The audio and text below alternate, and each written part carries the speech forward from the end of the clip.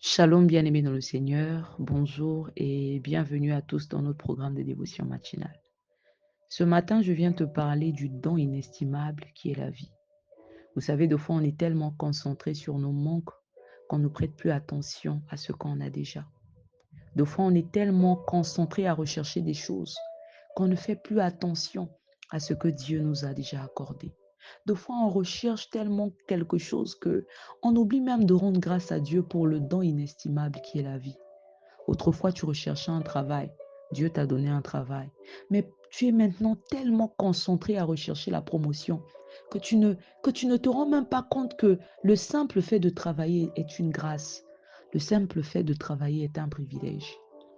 Autrefois, tu recherchais le mariage. Dieu t'a donné un mariage. Mais tu es tellement concentré à rechercher un enfant que tu as même perdu la joie de vivre. Tu as perdu la joie de vivre. Tu n'es même pas reconnaissant pour le mariage qu'il t'a donné. Est-ce que tu penses que le Dieu qui t'a donné le mariage, qui t'a donné la victoire, bien aimé, sur tous les combats de ta famille, est-ce que tu es sûr que ce Dieu-là est incapable ou bien il sera incapable de te donner un enfant? Il t'a donné la victoire. Des fois, dans une famille où les gens ne se marient pas, il t'a donné un travail. Des fois, dans une famille où il y a un esprit, où règne un esprit de médiocrité. Toi, tu travailles. Il y a des plus diplômés que toi qui ne travaillent pas. Bien-aimé, est-ce que tu te rends compte? Est-ce que tu crois que ce Dieu-là qui t'a donné ce que tu possèdes, alors que même les gens autour de toi ne pouvaient même pas parier sur toi. Personne ne pouvait parier sur toi. Mais Dieu a surpris tout le monde autour de toi. Est-ce que tu crois que ce Dieu-là n'est pas capable de faire encore quelque chose qui peut surprendre les gens? La Bible déclare dans Ecclésiaste chapitre 9, à partir du verset 4, pour ceux qui vivent, il y a de l'espérance. Et même un chien vivant vaut mieux qu'un lion mort. Bien-aimé, est-ce que tu réalises cette parole? Pour tous ceux qui vivent, il y a de l'espérance.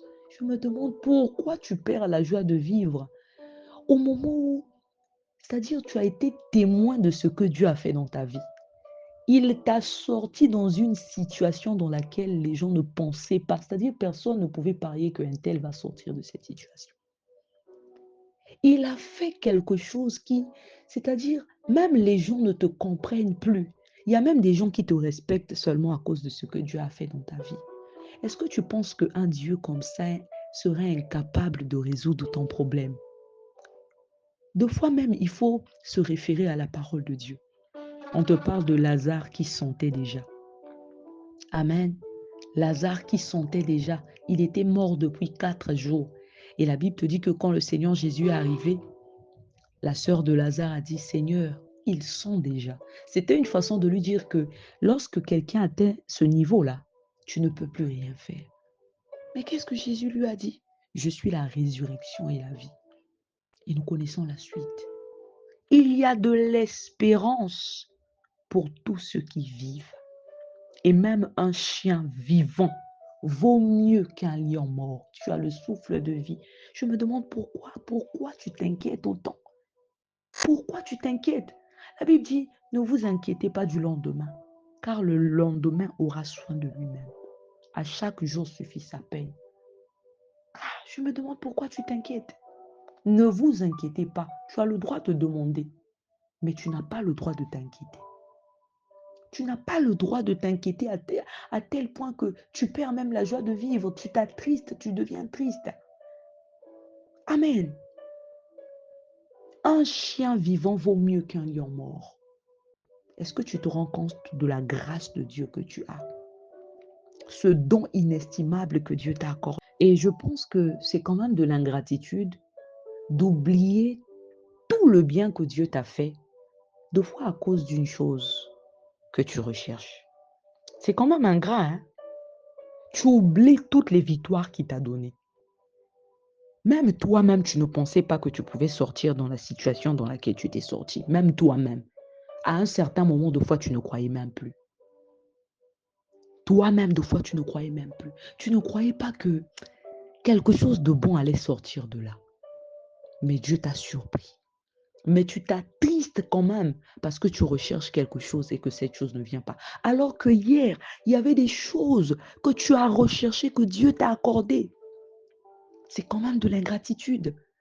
Des fois, tu ne veux même plus servir Dieu. Tu ne veux même plus aller à l'église. Il y en a même qui ne veulent même plus entendre parler de Dieu. Tu as oublié tout ce qu'il t'a fait. Tu as oublié qu'il t'a délivré du célibat endurci. Tu as oublié qu'il a il a ôté la honte sur toi. Tu as oublié qu'il t'a guéri d'une maladie. Même le médecin t'avait dit que tu mourras. Mais Dieu t'a guéri. Il t'a épargné de tellement de pièges. Des fois même, tu sors de chez toi, tu oublies de prier. Mais lui, il veille sur toi. Il y a même des choses que tu ne l'as pas demandé, il te les a accordées. Mais tu t'attristes parce qu'il y a quelque chose que tu attends qu'il fasse, mais qui ne vient pas. Peut-être que ce n'est pas encore le moment. Dieu est le maître des temps et des circonstances. N'oublions jamais la parole de Dieu qui nous dit que Dieu fait chaque chose bonne en son temps. Les bonnes choses viennent en leur temps. Amen. Il y a un temps pour toutes choses. Peut-être que ce n'est pas encore le moment. Pourquoi tu vas t'attrister? Au contraire, sois reconnaissant, dis Seigneur, je reconnais que hier tu m'avais sorti de telle situation et je crois que le Dieu de la Bible est vivant. Seigneur, je veux t'expérimenter. Parle même du Dieu de tes expériences, tellement que tu l'as expérimenté. Au lieu seulement de parler du Dieu de la Bible. Toi, tu as expérimenté tu as expérimenté le Dieu de la Bible. Parle donc du Dieu de tes expériences. Amen. C'est vrai que moi aussi, il y a des choses que j'ai expérimentées. Mais pour le moment, quand je prie, je parle du Dieu de mon Père. Et lorsque je parle du Dieu de mon Père, c'est parce que le Seigneur, par sa grâce, m'a révélé qui est réellement cet homme et la relation que Dieu a avec lui. Et je sais pertinemment que c'est un homme ou un qui a véritablement Dieu dans sa vie. Voilà pourquoi en priant, je peux me permettre de dire le Dieu de mon Père. C'est pas comme des gens qui font des prières comme ça, le Dieu de papa Intel. Tu n'es même pas certain. Des fois, tu n'as même pas reçu le témoignage de l'esprit concernant la personne, mais tu dis le Dieu de papa Intel. Tu vas rentrer dans des alliances que tu ne maîtrises pas et un jour, tu vas quitter cette église et il y aura des réclamations sur ta vie. Je parle du Dieu de mon Père parce que le Seigneur a fait tellement de choses. C'est-à-dire, si je dois seulement rendre des témoignages dans ce sens, j'ai tellement à dire. J'ai tellement à dire. Amen. Et je sais qu'un jour viendra où je parlerai du Dieu de mes expériences. Le Dieu que j'ai expérimenté. Je ne suis pas en train de dire que jusque-là, je n'ai pas encore expérimenté Dieu, non. Mais je suis en train de dire simplement que je connais quelqu'un qui a expérimenté Dieu plus que moi. Pratiquement dans tous les domaines de sa vie. Et qui continue à expérimenter Dieu. Et des fois, je rappelle à Dieu ce que Dieu a fait dans sa vie, comme pour dire que je crois que ce que tu as fait dans sa vie, tu peux aussi le faire dans ma vie. Amen. Je pense que c'est de l'ingratitude, de s'attrister, en oubliant tout le bien que Dieu t'a fait à cause d'une chose que tu recherches, mais qui tarde. Je n'ai même pas envie de dire que qui ne vient pas, mais qui tarde, parce que ça va venir. La Bible te dit que si la prophétie tarde, attends-la. Elle s'accomplira certainement, mais en son temps. Amen. Des fois, on oublie ce détail, en son temps. Il ne faut pas oublier que le temps de Dieu, ce n'est pas le temps des hommes. Humainement, les hommes disent qu'à partir de telle date, par rapport, ils ont fixé des dates. Dieu n'est même pas. C'est-à-dire, Dieu est en dehors du temps. Quand ton médecin te dit que là, c'est fini, lui, il dit ça en tenant compte de ce qu'il a deux fois appris à l'école, ou bien il dit ça par rapport à la science, ou bien par rapport à je ne sais quoi. Mais celui qui a le dernier mot, c'est le Dieu des esprits de toute chair, celui qui tient la vie de chacun de nous. Il y a de l'espérance pour tous ceux qui vivent. Il y a de l'espérance, bien-aimé. Tu es privilégié. Tu as encore le temps de te repentir, de te convertir, de donner réellement ta vie à Jésus. Tu as encore le temps. Il y a quelqu'un de fois qui disait, oh non, je finis d'abord de faire ma vie. Mais il est mort de fois un jour, à la sortie de la boîte de nuit, en rentrant de fois chez lui à la maison. Il a eu un accident, il est mort. Lui qui disait, non, je vais d'abord jouir un peu de ma jeunesse, après je vais donner ma vie à Jésus. Il est mort dans le péché. Toi, tu as encore le souffle de vie. Même un chien vivant vaut mieux qu'un lion mort. Le lion est mort. Et la Bible te dit que les vivants, en effet, savent qu'ils mourront. Mais les morts ne savent rien. Il n'y a pour eux plus de salaire. Je précise, dans cette vie, il n'y a plus de salaire pour eux. Oh non, il avait travaillé, elle avait travaillé, le salaire est passé, il faut aller récupérer. La personne ne pourra plus bouffer ce salaire-là. On va seulement donner à la famille. Amen. Il y a de l'espérance pour toi. Dieu peut encore te récupérer. Quelque chose de bon peut encore sortir de toi. Des fois, il suffit juste que tu te répandes. Des fois, il suffit juste que tu te convertisses, que tu donnes réellement ta vie à Jésus. Je vous avais dit la fois dernière que ce n'est pas parce que tu fréquentes une église que tu es une personne convertie. Amen. Ce n'est pas parce que tu fréquentes une église. Ce n'est pas l'église qui te sauve. Ce qui te sauve là, c'est la conversion. C'est la conversion.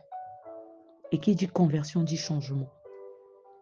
La parole déclare dans Acte 22 au verset 12.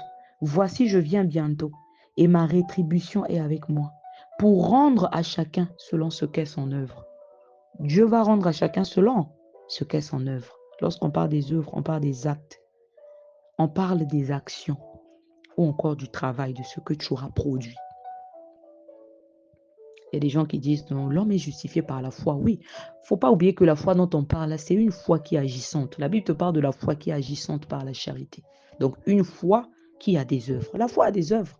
Jacques chapitre 2 te parle des œuvres de la foi. On te dit que si tu crois que Dieu existe, même les démons le croient. Est-ce que pour autant ils sont sauvés? Non. Pourquoi? Parce que la foi a des œuvres. Il y a des actes qui attestent que tu as réellement cru en Dieu. Amen. Il y a une façon de se conduire qui va réellement attester que tu crois réellement en Dieu, que tu as réellement donné ta vie à Jésus.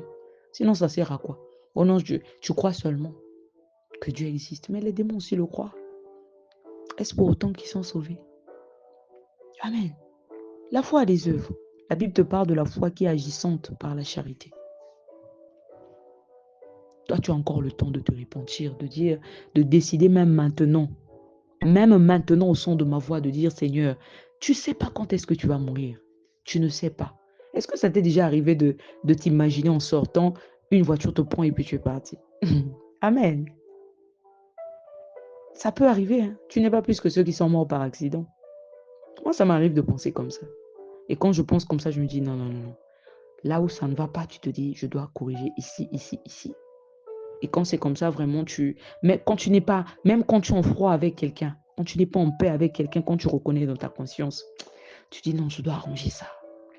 Il y a des fois quelqu'un à qui tu en veux depuis des années. Tu dis non, je libère la personne, je pardonne. Ça ne sert à rien. Je peux mourir maintenant. Je peux mourir en sortant là. Je peux mourir. Je peux mourir. Et quand je pense à ce genre de choses, je me rappelle d'un dimanche 4 mars à Brazza. Bien aimé, personne ne s'attendait à ça. Hein. Tu dors là, ça commence. Des fois, ça te prend sur ton lit. Tu es parti. Tu es parti. Il y a de l'espérance pour tous ceux qui vivent. Ta situation peut changer à tout moment. À tout moment, bien-aimé. Soumets-toi à Dieu. Soumets-toi à Dieu.